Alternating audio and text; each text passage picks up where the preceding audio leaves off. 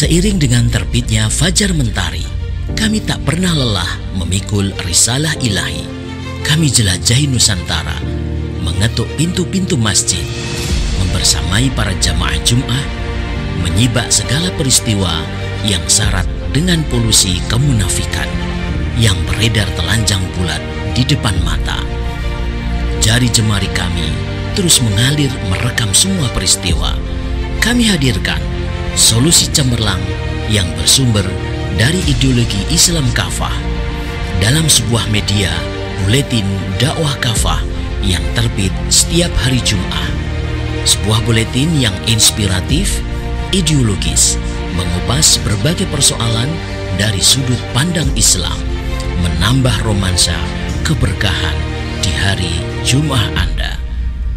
Selamat menyaksikan bedah buletin dakwah kafah bersama saya Indra Fahrudin, Direktur Rumah Inspirasi Perubahan, hanya di YouTube channel Rumah Inspirasi Perubahan. Assalamualaikum warahmatullahi wabarakatuh. Waalaikumsalam warahmatullahi wabarakatuh. Alhamdulillahirrabbilalamin. Wassalatu wassalamu ala anbiya wal mursalin wa ala alihi washabihi ajmain, amma ba'du. Baik para pemirsa Rumah Inspirasi Perubahan Channel yang dirahmati Allah, berjumpa kembali bersama saya Fernaldi Bremi dalam acara Bedah Buletin Kafah ya. Dan alhamdulillah ini kali kedua ya saya membersamai Ustadz Indra dalam Bedah Buletin Kafah. Bagaimana kabarnya Ustadz Indra? Alhamdulillah sehat hari ini. Alhamdulillah bisa ditemani Ustadz Bremi lagi ini ya. Alhamdulillah. Semoga Jumat kita semakin berkah ya. Amin. Mendapatkan ampunan dari Allah Subhanahu wa taala. Baik, para pemirsa Rumah Inspirasi Perubahan Channel, pada sore hari ini kita sudah masuk edisi ke-330 ya, dalam pembahasan bedah buletin kafah. Dan tema pada sore hari ini kita adalah wajib membebaskan Al-Aqsa dari cengkraman Zionis Yahudi. Baik, langsung saja para pemirsa Rumah Inspirasi Perubahan Channel, kita masuk ke pembahasan acara pada sore hari ini kepada Ustadz Indra Fahrudin. Pak Yatafadol, syukur. Alhamdulillah, jazakallah khair Ustadz Bremi. Bismillahirrahmanirrahim. Alhamdulillah, musalliyan ala Rasulillah sallallahu alaihi wasallam. La haula wala quwata illa billahil aliyil azim. Ba'du. Masyaallah, alhamdulillah para pemirsa YouTube channel Rumah Inspirasi Perubahan yang dicintai Allah. Cuma sore yang penuh berkah ini kami berdua dari Rumah Inspirasi bisa kembali menyapa ibadah dari dakwah kafah. Alhamdulillah sampai hari ini kita masih diberikan oleh kekuatan untuk bisa terus menyampaikan dakwah ini ya.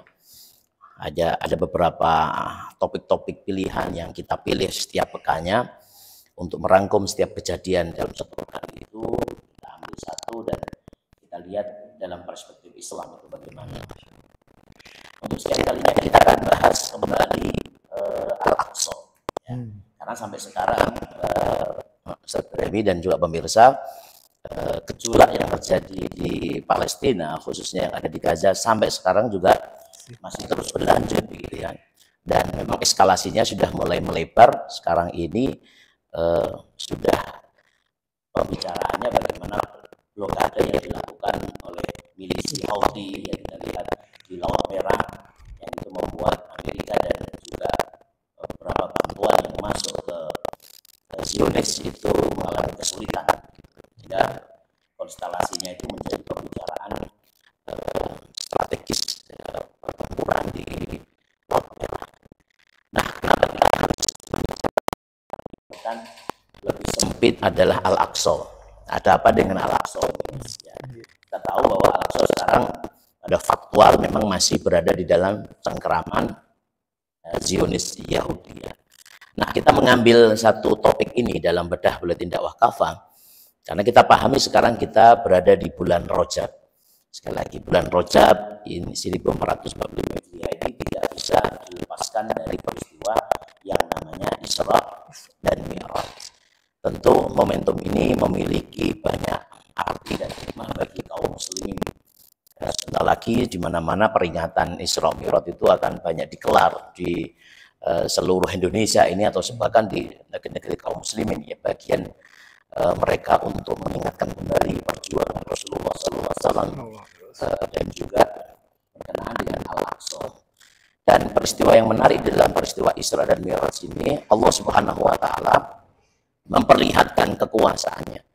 Allah Subhanahu wa taala memperjalankan Nabi Muhammad SAW dari Masjidil Aqsa, dari Masjidil Haram menuju ke Masjidil Aqsa, yang itu perjalanannya kurang dari semalam.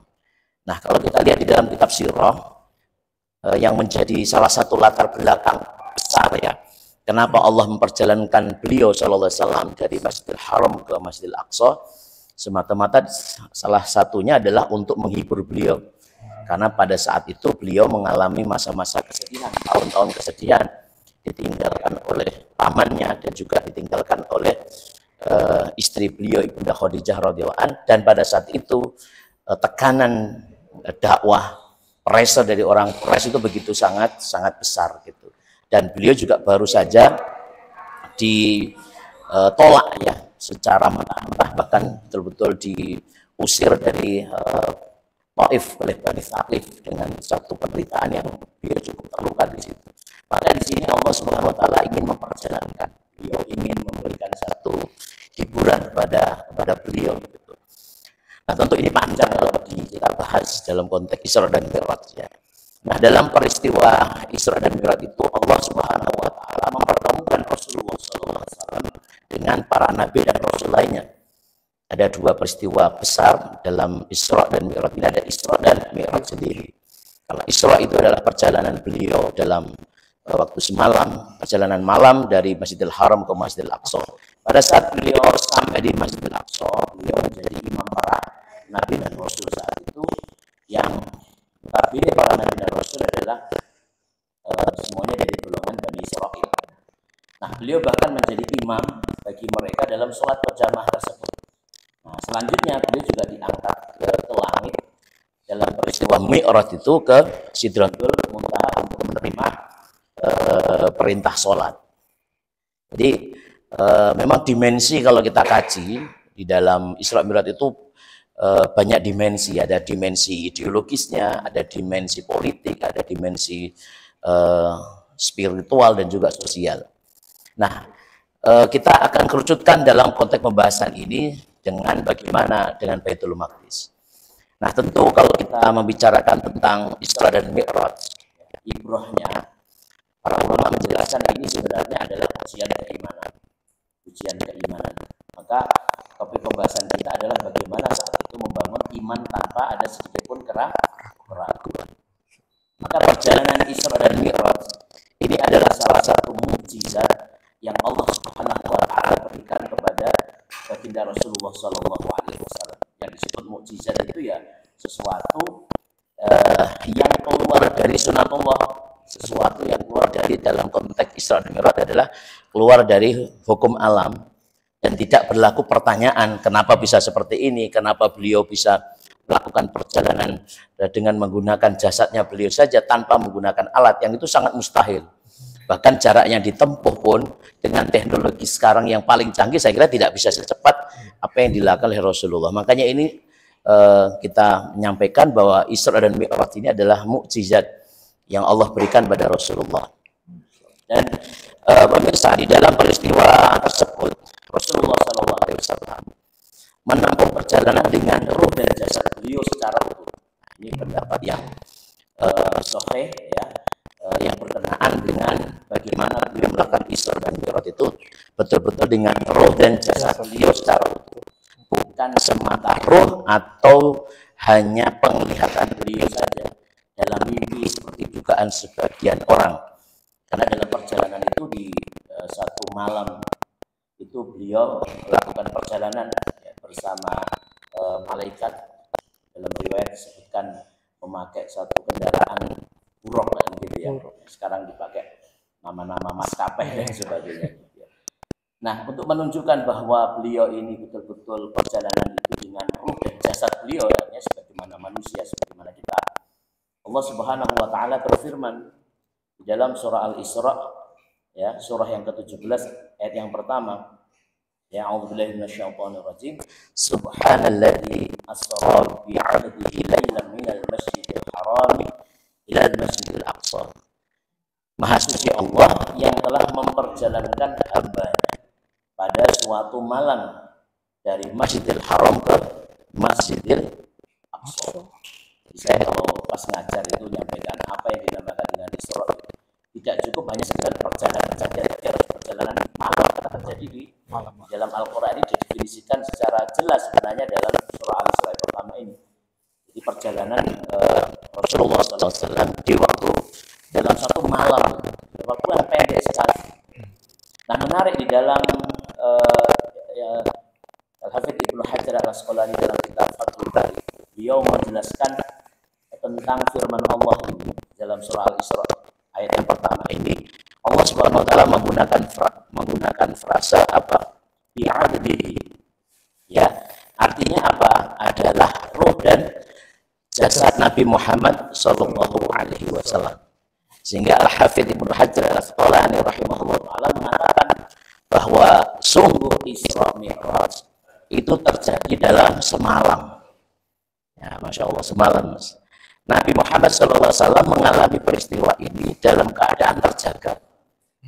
Jadi tidak mimpi, tidak ruhnya saja. Jadi betul-betul terjaga dengan jasad dan ruh beliau. Dan peristiwa ini terjadi setelah beliau diutus menjadi Rasul. Dan inilah pendapat mayoritas para ulama, ahli hadis, ahli fikih, dan juga ahli kalam. Dan pendapat ini juga didukung oleh hadis-hadis yang sahih. Itu menurut beliau. Nah, Allah Subhanahu wa taala pun berkuasa untuk memperjalankan Rasulullah SAW dari Masjidil Haram menuju Masjidil Aqsa hingga mengangkat beliau ke Sidratul Muntaha hanya dalam waktu kurang dari semalam. Karena itu makanya setiap muslim itu wajib mengimani peristiwa Isra dan Mi'raj ini sebagai bagian dari kebesaran Allah Subhanahu wa taala. Jadi Allah selain banyak pelajaran dalam Isra Mi'raj, khususnya isyarah, ya isyarah kabar gembira yang nanti bakal Rasulullah SAW dapatkan dalam episode perjalanan beliau gitu, setelah Isra dan Mi'raj. Dalam konteks keimanan, Allah ingin menunjukkan inilah kebesaranku. Bagiku sangat mudah untuk menunjukkan kepada kalian, bukan hanya di masa itu, tapi juga di masa dengan teknologi sekarang yang serba canggih, yang tidak bisa dilogikakan. Artinya ini adalah kebesaran Allah yang kita harus mengimani itu, dan salah satu kemukjizatan dari Nabi Muhammad SAW. Nah, ini mungkin di segmen yang pertama ini, ketika kita bicara tentang hubungan untuk pembahasan sebelum kita membahas tentang Masjid Aqsa dan kemuliaannya apa, nah, kita mau nggak mau harus hubungkan dengan peristiwa Rajab, dan itu ada peristiwa Isra Mi'raj yang Masjid Al-Aqsa itu ada di dalam peristiwa Isra dan Mi'raj tersebut. Saya kira demikian. Untuk saya kembalikan Mas Ustaz Bremi. Baik, jazakallahu khair Ustaz Indra Farudin. Baik para pemirsa Rumah Inspirasi Perubahan Channel yang dirahmati Allah, sebelum kita lanjut pada segmen selanjutnya, mari kita saksikan jeda berikut ini.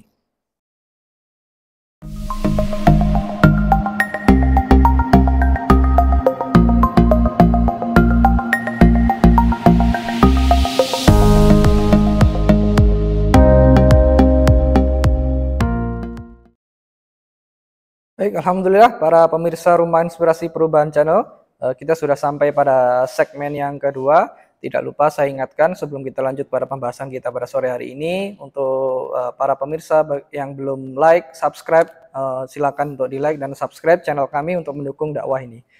Baik, para pemirsa Rumah Inspirasi Perubahan Channel, langsung saja kita masuk ke segmen selanjutnya, segmen yang kedua, yaitu tentang kemuliaan dari Masjidil Aqsa. Kepada Ustaz Indra Farudin, fa'iyatafadol, masyukur. Baik, alhamdulillah, jazakallahu khairan, ahsanal jaza, dan juga para pemirsa YouTube channel Rumah Inspirasi Perubahan. Alhamdulillah masih membersamai Al-Fakir di Bedah Buletin Dakwah Kafah edisi 330 ya. Baik, kemudian kita akan bahas ini kemuliaan Masjidil Aqsa. Ya, ada apa dengan Masjidil Aqsa? Tentu bagi kaum muslimin, Masjidil Aqsa ini memiliki banyak arti.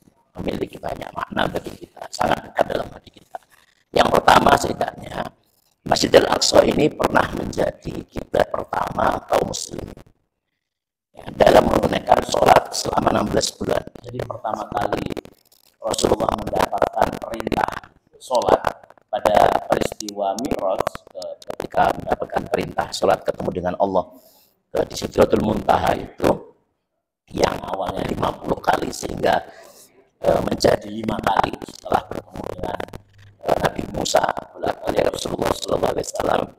Nah, saat itu beliau mendapat perintah sholat 5 kali, kiblatnya itu adalah di kaum muslimin di Masjidil Aqsa. Jadi kalau kaum muslimin di Madinah mengarah kiblatnya ke utara, ya, kiblatnya ke utara, dan itu kurang lebih 16 bulan atau 17 bulan. Ya. Kemudian Allah Subhanahu Wa Taala mengubah kiblat kaum muslimin ke arah Mekah, jadi pindah ke selatan. Karena Madinah ini posisinya di utaranya Mekah dan Masjidil Aqsa ada di utaranya Madinah. Ya. Sebagaimana nanti bisa dilihat di dalam surah Al-Baqarah, surah yang kedua ayat 144 ya.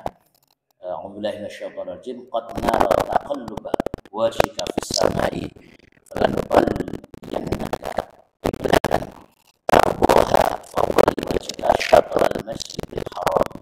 Sungguh kami sering melihat kamu Rasulullah. Jadi Rasulullah itu gelisah ingin sebenarnya kiblat itu pindah ke sebagaimana keinginannya beliau. Beliau mengadakan ke langit, maka sungguh kami akan memalingkan kamu ke kiblat yang kamu sukai. Maka perintah Allah adalah palingkanlah mukamu ke arah Masjidil Haram.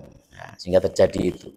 Jadi makna penting dari Masjidil Aqsa karena menjadi kiblat. Kita sholat itu kiblat di sana itu. Nah, yang kedua adalah Masjidil Aqsa dan Syam, khususnya Palestina, itu adalah wilayah yang Allah Subhanahu Wa Taala itu berkahi. Ya, sebagaimana firman Allah tadi ditunjukkan di dalam surah Al-Isra, surah yang ke-17, ayat yang pertama. Subhanalladzi asra bi 'abdihi lailan minal masjidil haram ilal masjidil aqsa alladzi barakna haulahu linuriyahu min ayatina innahu huwas samiul basir. Ya, maksudnya Allah yang telah memperjalankan hambanya pada suatu malam dari Masjidil Haram ke Masjidil Aqsa yang telah kami berkahi sekelilingnya. Alladzi barakna haulahu, jadi yang telah kami berkahi sekelilingnya, agar kami memperlihatkan kepada dia sebagian saja dari tanda-tanda kebesaran kami. Sungguh dia Allah maha mendengar lagi maha mengetahui. Nah, menarik dalam hal ini apa yang disampaikan oleh Syekh Wahbah Az-Zuhaili dalam tafsir beliau, tafsir Al-Munir. Beliau menyebutkan bahwa Syams, yakni Palestina, itu adalah tanah suci yang telah Allah berkahi dengan banyaknya nabi yang telah diutus ke sana. Nah, kita juga bisa sebut bahwa Palestina itu adalah, atau Syam itu adalah tanahnya para nabi, bumi para nabi, bumi yang diberkahi oleh Allah. Dan syariah yang mereka bawa para nabi tadi itu telah menyebar seluruh dunia ini. Ya, berpusat dari sana. Ya, tanah ini dikaruniai kesuburan, pepohonan, dan sungai-sungai yang melimpah. Maka dengan itu kebaikan dunia dan akhirat seolah-olah ada di dalamnya. Ya Allah, ini adalah bukti bahwa Allah Subhanahu Wa Taala benar-benar memberkahi bumi Palestina tersebut. Dan juga pemirsa, Rasulullah Shallallahu Alaihi Wasallam itu juga mendorong kaum muslimin untuk beribadah di Masjidil Aqsa. Karena besarnya keutamaan Allah yang limpahkan, salah satunya di Masjidil Aqsa. Sebenarnya di dalam hadis riwayat Imam Al-Bukhari dan Imam Muslim, Rasulullah SAW sabda, la tushaddur rihalu ila thalathati masajidil harami wa masajidil hada wa masjidil aqsa.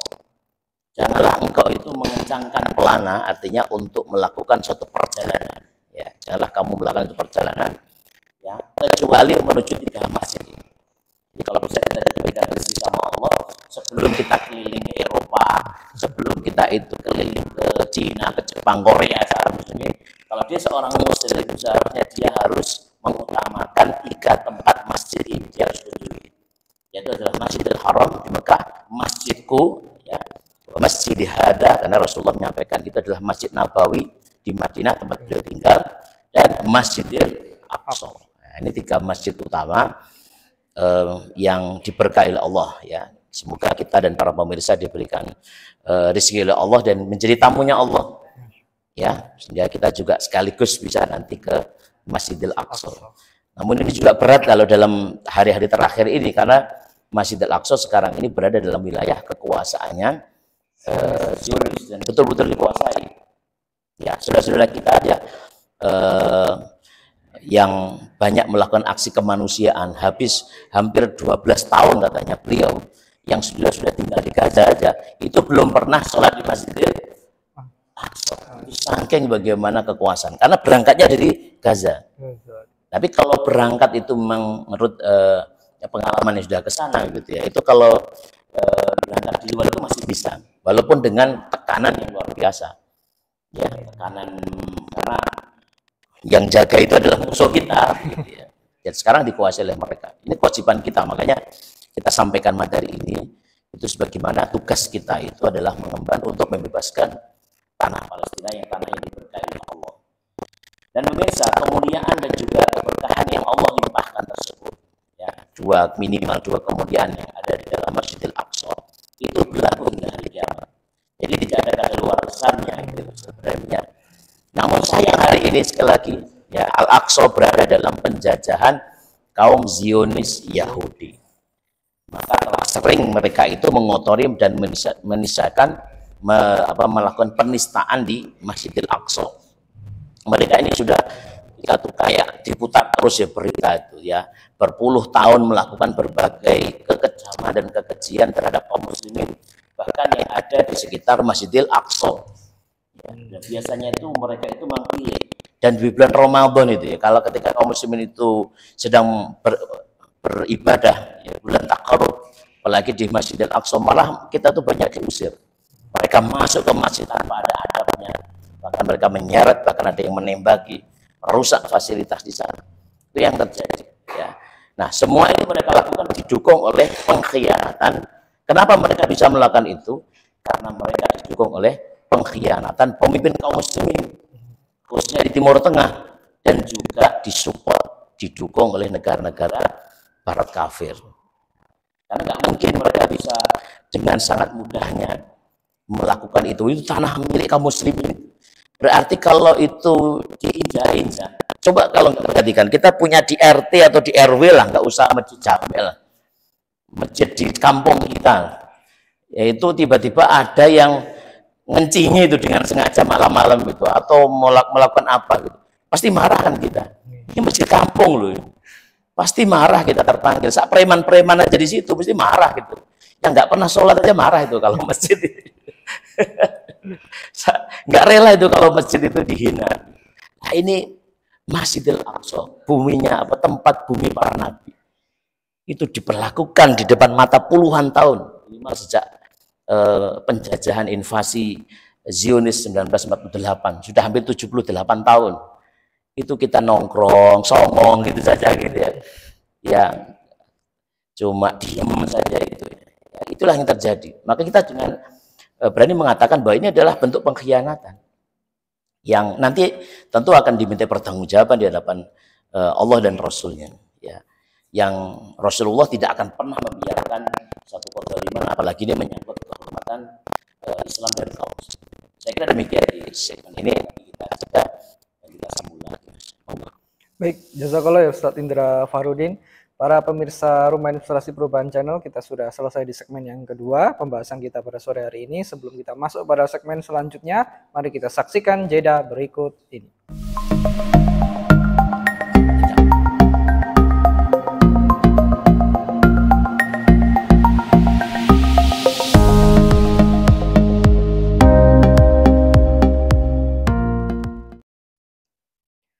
Baik, alhamdulillah para pemirsa Rumah Inspirasi Perubahan Channel, kita sudah sampai pada segmen yang ketiga pada sore hari ini. Saya ucapkan jazakumullah khairan katsiran kepada para pemirsa semua yang masih setia bersama kami dari awal acara hingga saat ini. Baik, para pemirsa Rumah Inspirasi Perubahan Channel yang dirahmati Allah, kita langsung saja masuk ke segmen yang ketiga. Kita bahas tentang penistaan Zionis Yahudi terhadap Masjid Al-Aqsa. Kepada Ustadz Indra Farudin, tafadhol, masykur. Baik, alhamdulillah, jazakallahu khairan. Sebelumnya juga para pemirsa Rumah Inspirasi Perubahan yang masih sabar di Jumat sore ini bersama kita berdua, kita bedah asik ini, bedah tinggal apa bahas. Kita ingin bagaimana langkah-langkah untuk membebaskan Al-Aqsa, tentunya juga Palestina, ya. Nah, kita ingin refleks melakukan melihat ya jejak rekam bagaimana Zionis Yahudi ini melakukan penistaan terhadap Al-Aqsa, gitu ya. Kita lihat bagaimana Palestina dan kawasan Masjidil Aqsa ini telah dicengkram oleh Zionis ya lebih dari 78 tahun. Entitas Yahudi ini telah betul-betul mengusir lebih dari 1,8 juta warga Palestina. Sejak pecah perang pada 7 Oktober yang lalu, militer Zionis ini telah membunuh lebih dari 25.000 warga Palestina, termasuk di dalamnya adalah wanita dan anak-anak. Ini sesuatu tidak fair kalau kita sebut sebagai peperangan, gitu ya. Ini adalah betul-betul genosida. Kalau fakta peperangan sendiri, kita tahu bahwa Zionis sudah banyak mengalami kekalahan, padahal sudah dibantu oleh sekutunya Amerika. Itu pun juga mereka mengalami kekalahan. Dan dilaporkan sejak Desember tahun yang lalu, setiap hari setidaknya ada 160 anak Palestina itu tewas akibat serangan ya kejam entitas Yahudi, ya. Dan yakin insya Allah mereka menjadi syahid, ya. Dan Masjid Al-Aqsa tidak kalah ngerinya, itu juga terus dinistakan dan juga dirusak oleh Zionis Yahudi. Mereka juga membuat terowongan di bawah fondasi Masjid Al-Aqsa dengan dalih mencari sisa-sisa kuil Sulaiman. Klaimnya seperti itu. Terowongan ini tentu membahayakan struktur bangunan yang ada di atasnya. Dan berkali-kali pula militer Zionis ini menyerang ke dalam Al-Aqsa untuk menangkap, membunuhi jamaah yang berada di dalamnya. Dan sebagaimana disampaikan tadi, agresi ini juga sangat masif dilakukan di bulan suci Ramadan. Kita lihat aja nanti. Dan kita nggak berharap, gitu. Tapi itu sudah pola mereka ketika kaum muslimin melaksanakan ibadah. Mereka juga melakukan perampasan dan penistaan terhadap Palestina dan Masjid Al-Aqsa, hasil kejahatan negara-negara kafir barat, terutama adalah Inggris, Amerika Serikat, dan juga lembaga bangsa-bangsa saat itu. Pada tahun 1917, Menteri Luar Negeri Inggris Lord James Balfour itu mengeluarkan deklarasi Balfour. Isinya adalah dukungan kepada Zionis Yahudi untuk menguasai tanah Palestina. Dan di mana deklarasi Balfour ini didukung oleh sekutu dan disetujui saat itu oleh Liga Bangsa-Bangsa. Jadi organisasi sebelum Liga Bangsa-Bangsa pada Juli 1922. Nah, namun demikian, perampasan dan penistaan terhadap Masjid Al-Aqsa tidak akan terjadi jika para pemimpin dunia Islam tidak berkhianat dengan mendiamkan penjajahan ini. Kan gitu. Setiap kali terjadi agresi militer Yahudi terhadap warga Palestina dan juga Al-Aqsa, mereka hanya bisa mengecam. Padahal level pemimpin itu nggak mengecam. Kalau kita warga biasa mengecam itu standar minimal kita. Tapi kalau pemimpin cuma mengecam, padahal mereka diberikan amanah, mereka punya militer, kekuatan militer. Dan di bulan kafir kita ada paham bahwa kekuatan Zionis itu di bawah kekuatan negara-negara Islam. Ya, ada Palestina, ada Turki, bahkan juga ada Indonesia. Bahkan sudah ada 6 negeri Muslim yang terang-terangan menjalin hubungan akrab dengan negara Zionis. Ya, dia ada Turki sendiri, makanya tahu kenapa kok nggak melakukan serangan. Kalau di media, wah koyo-koyo itu dengan bahasanya gitu ya, ya nggak paham gitu ya. Pokoknya kelihatannya menggebu-gebu, koyo-koyo siap menyerang besok. Ya, tentaranya ada. Malam-malam itu dia teriak-teriak ingin kita mengecam itu. Nyata tengah malam sepi gitu. Krik krik krik krik, gak ada apa-apa gitu ya. Budal-budal ya. Budal-budal gitu. Turki, Yordania, Bahrain, Mesir, ya, Emirat Arab juga gitu, Maroko, Sudan. Mana mereka? Ada di mana? Sedang apa? Wah, gitu ya. Padahal Allah Subhanahu wa taala itu telah mengecam ya tindakan untuk membiarkan ya orang-orang membiarkan orang Yahudi, Nasrani pada khususnya itu untuk melakukan penganiayaan kepada kaum muslimin ya. Allah Subhanahu wa taala berfirman di dalam surah Al-Maidah 51. Wah, surah Al-Maidah 51 ini pasti memori kita ingat siapa itu.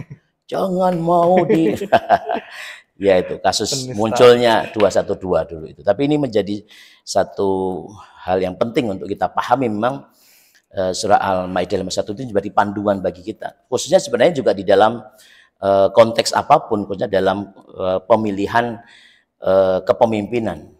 Allah Subhanahu wa taala sudah memberikan panduan kepada kita, kita seharusnya loyalitasnya kepada siapa.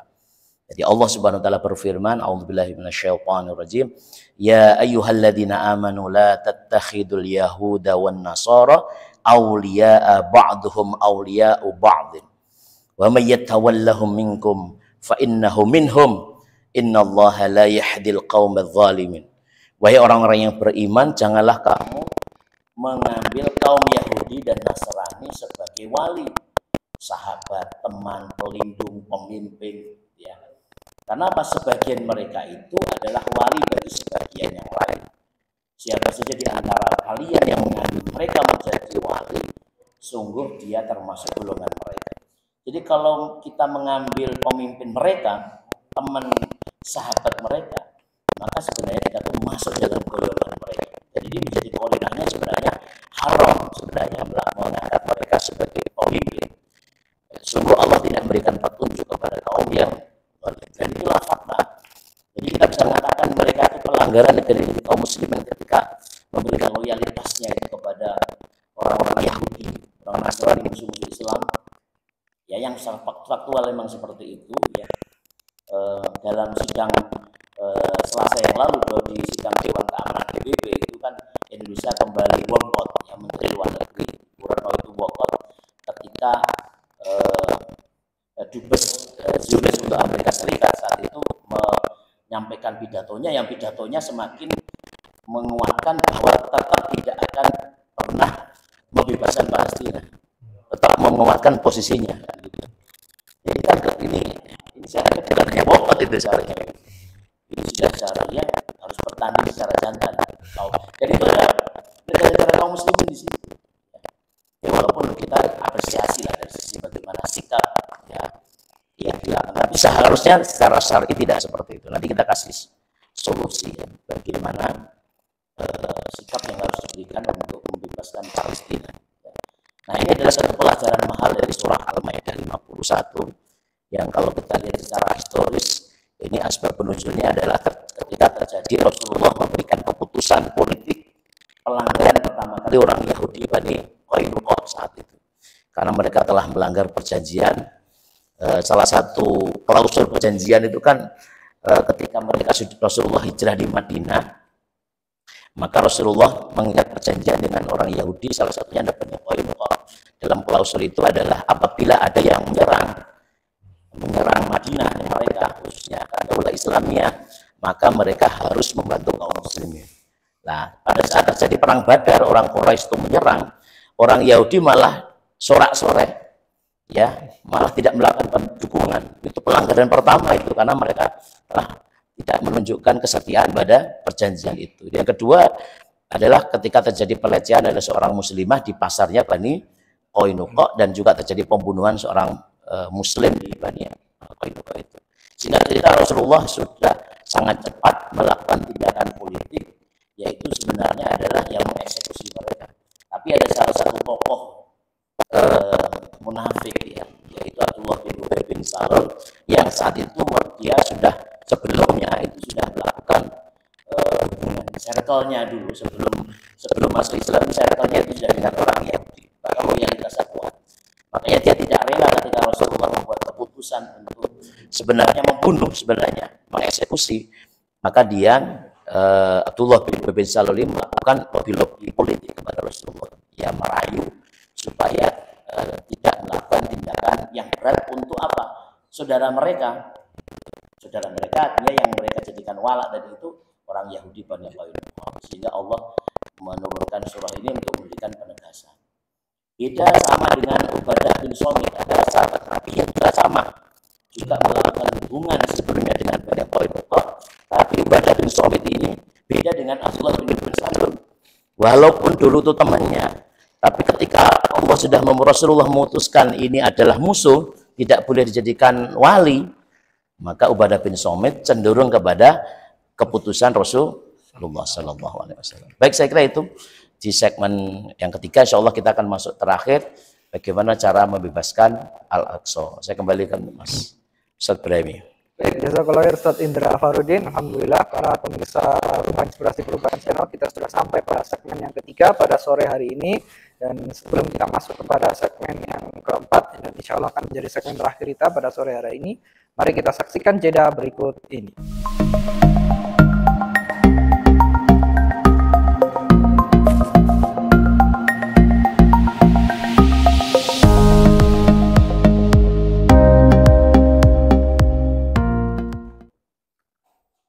Baik, alhamdulillah para pemirsa Rumah Inspirasi Perubahan Channel yang dirahmati Allah, kita sudah sampai pada segmen yang keempat dan insya Allah akan menjadi segmen kita yang terakhir pada sore hari ini.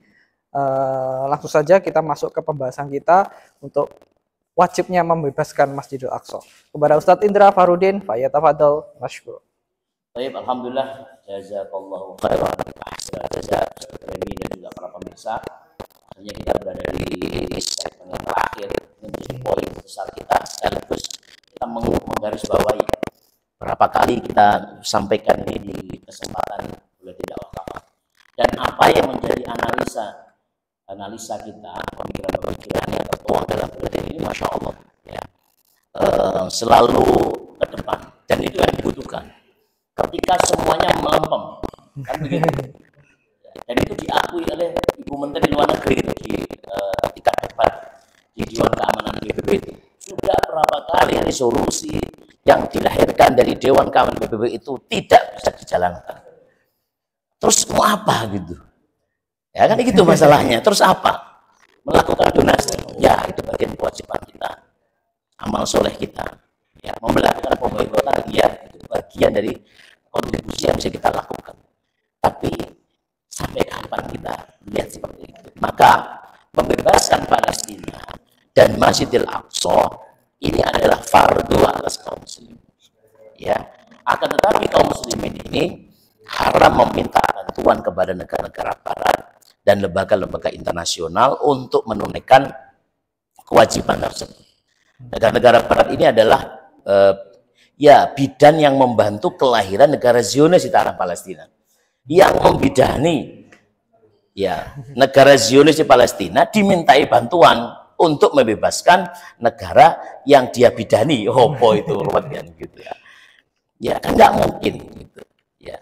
Maka di sisi lain juga mustahil PBB atau Mahkamah Internasional dapat menyeret entitas Yahudi itu ke pengadilan, mustahil.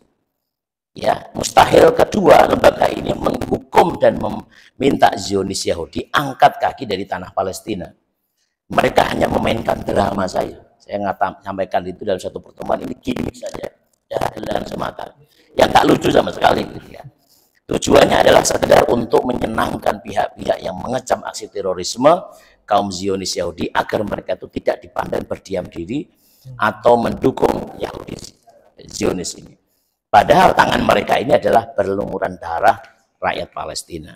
Maka satu-satunya jalan yang sesuai dengan syariah untuk membebaskan dan melindungi Masjidil Aqsa, sekali lagi kita sampaikan, adalah dengan jihad fi sabilillah, yakni memerangi entitas Yahudi hingga tidak ada satu jengkal tanah pun dari Palestina yang mereka injak lagi.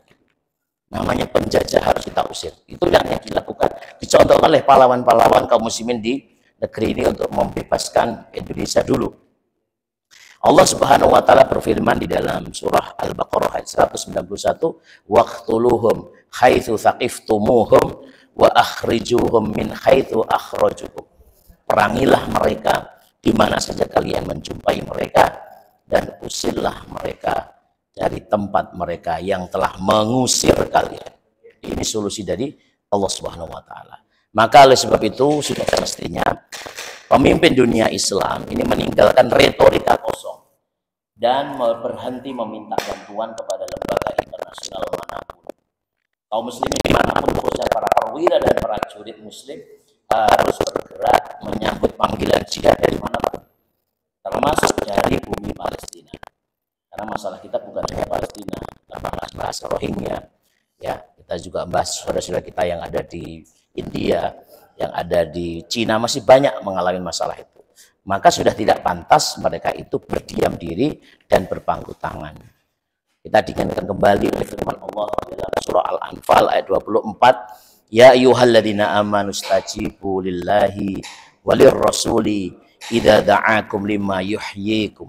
Wahai orang-orang yang beriman, penuhilah seruan Allah dan seruan Rasul jika Allah menyeru kalian kepada sesuatu yang memberikan kehidupan kepada kalian. Syariah ini, metode yang tertuang dalam syariah ini adalah jalan yang memberikan kehidupan bagi kita. Terakhir kita diingatkan oleh dalam Rembal Hikmah, Rasulullah SAW bersabda dalam hadis riwayat Imam Ahmad, la taqumu sa'atu hatta yuqatil al-muslimun al-yahud fayaqtulahumul muslimun. Tidak akan tiba hari kiamat hingga kaum muslimin memerangi kaum Yahudi. Lalu kaum muslimin itu membunuh mereka, ya, hingga Yahudi itu bersembunyi di balik batu dan pohon.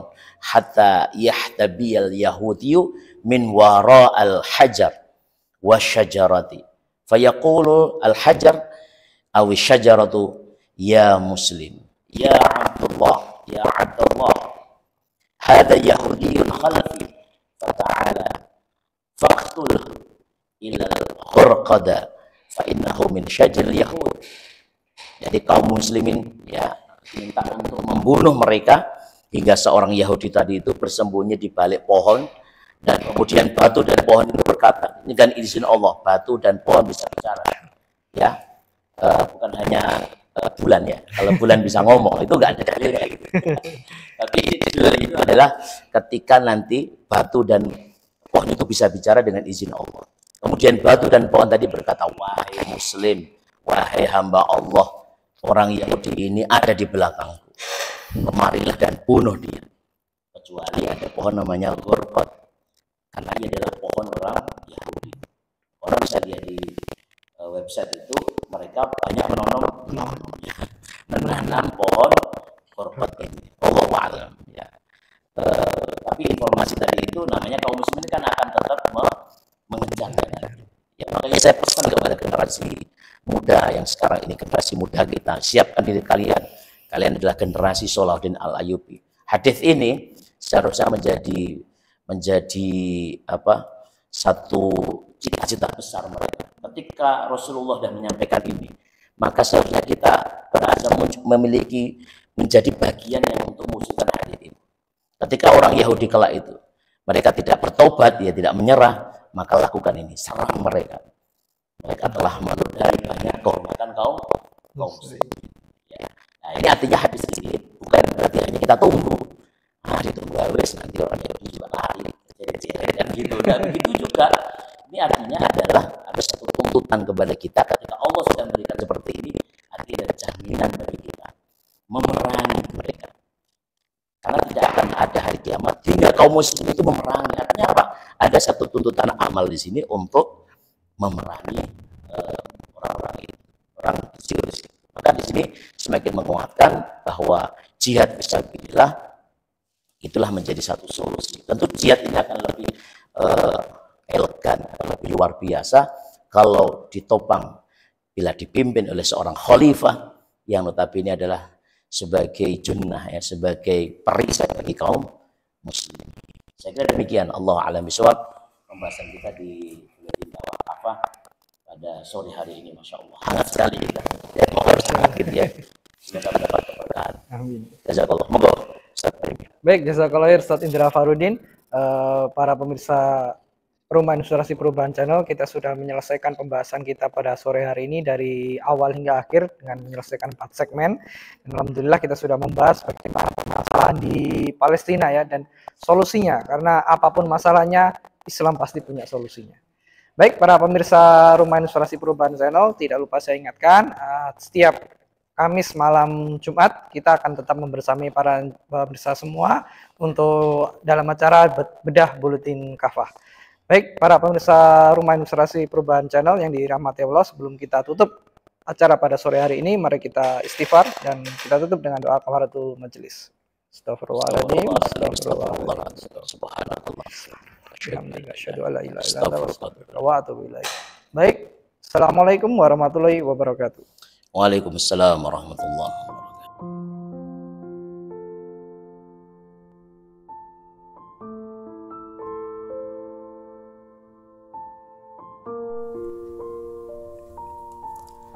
Andai cintamu benar, maka kamu pasti mentaatinya. Karena orang yang mencintai itu sangat mentaati orang yang dicintainya. Ini adalah ungkapan Imam Syafi'i, menggambarkan hakikat cinta dan ketaatan, menggambarkan ketaatan sebagai manifestasi cinta. Tanpa ketaatan kepada yang dicintai, maka cinta tak bisa dibuktikan. Begitulah hubungan kita dengan Allah Subhanahu wa Ta'ala, dan begitu pula hubungan kita dengan Nabi Muhammad Sallallahu Alaihi Wasallam. Ketika kita menyatakan cinta kepada Allah dan Rasul-Nya, maka bukti cinta kita kepada keduanya adalah dengan mentaati keduanya. Tanpa bukti ketaatan kepada keduanya, mustahil kita mengatakan cinta kepadanya.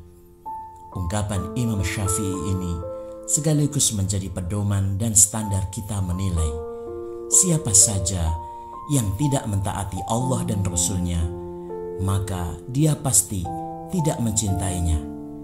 Sebaliknya, siapa saja yang mentaati keduanya dengan menerapkan syariatnya secara kafah, pasti dia mencintainya. Dengan mencintainya, kita kelak akan dipertemukan dengannya di dalam jannah.